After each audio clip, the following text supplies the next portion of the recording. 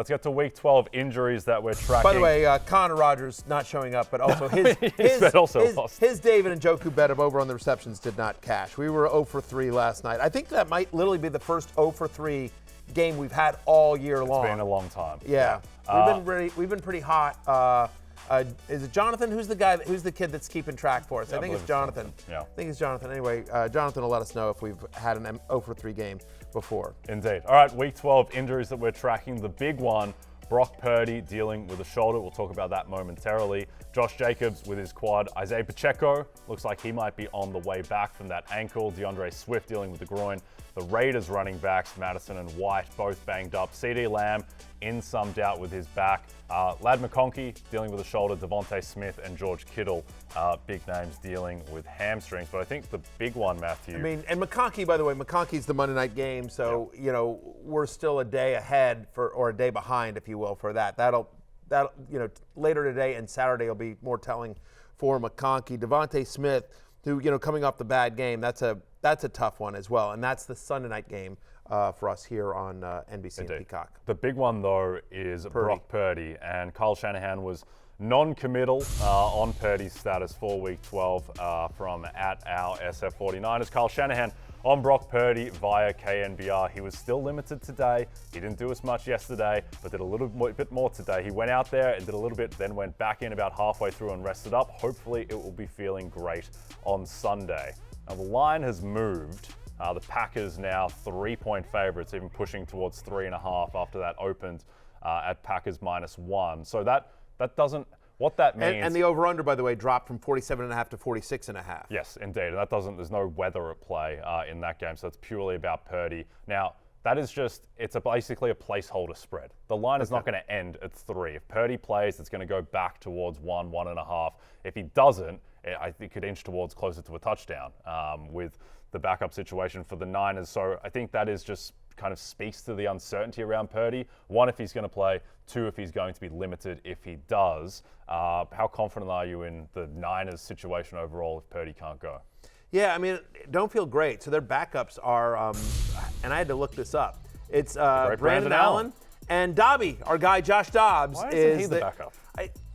That is a great question. Why the NFL doesn't love Josh Dobbs. The only thing I can think of is that Brandon Allen, more of a pure pocket passer, probably closer to what Brock Purdy brings to the offense than Dobbs, who's, more of a move quarterback, a guy that you want to get out of the pocket and use his legs. So that may be the reason why you might see both guys on Sunday against the Packers if Brock Purdy can't go.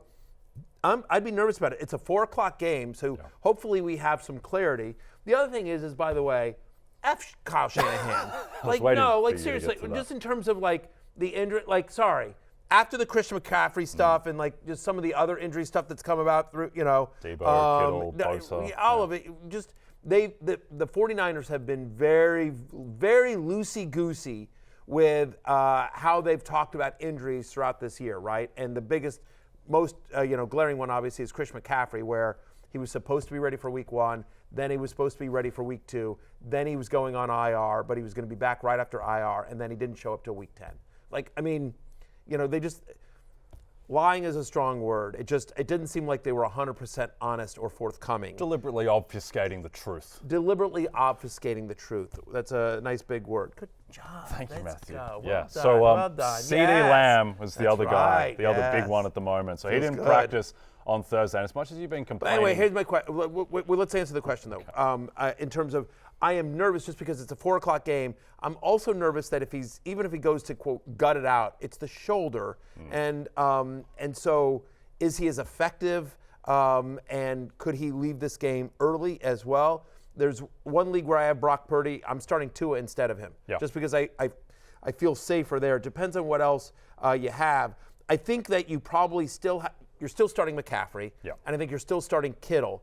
Where it becomes a conversation, I think, is Debo and Juwan Jennings if Brock Purdy isn't playing. Yep, I think that makes sense. And I think that there are a lot of guys in that same realm as Tua who you probably have to start over Purdy, guys like Geno Smith or maybe Matthew Stafford, guys that you're just confident are going to be out there and playing. Yeah, you feel better about Jordan Love. You know what I mean? You don't love the idea of Sam Darnold on the road at Chicago, but maybe you roll Sam Darnold instead of a potentially, beating up Brock Purdy. But again, if we don't know prior to 4 o'clock, and we'll dive into this in a bigger way on Fantasy Football Pregame, Sunday morning, 11 to 1 Eastern on Peacock and the NFL and NBC YouTube channel on the Company Man.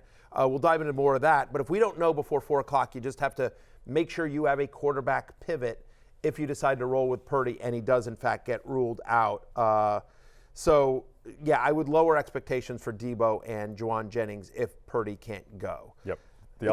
It's 6 teams on a bye, though, so you may not have a better option. Indeed. And you may not have a better option than CeeDee Lamb, but you might have to find one, as he did not practice on Thursday, dealing with a back and foot issue. Now, you've done a lot of complaining about the Commanders lately, Matthew, but the great blessing of the Commanders season is that you haven't had to play the Dallas Cowboys yet, and now you get 2 games coming up against the zombie Cowboys, who are not... Their season is done, essentially, and it looks like CeeDee Lamb, he may not be part of the action.